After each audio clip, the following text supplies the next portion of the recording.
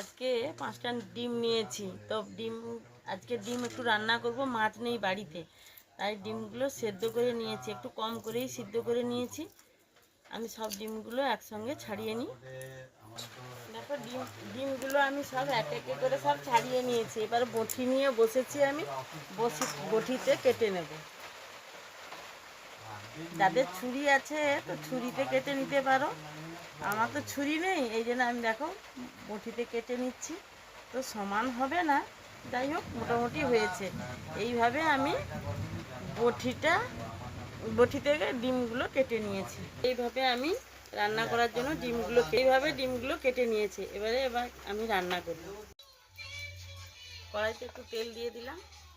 দেখো মশলাগুলো আমি উপকরণগুলো সব সাজিয়ে নিয়েছি।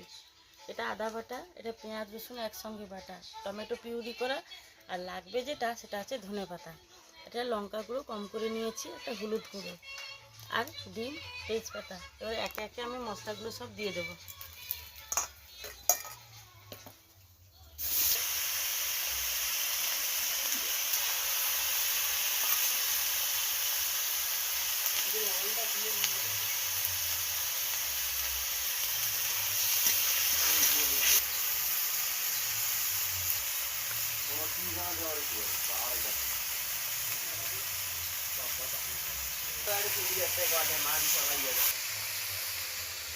ডিমগুলো আমি দিয়ে দেবো।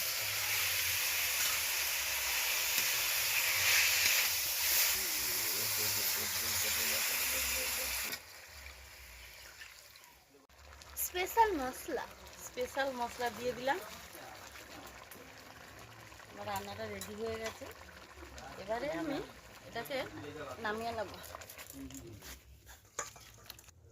দাঁড়া, পেঁয়াজটা ভেজে এর উপর দিয়ে দিচ্ছি।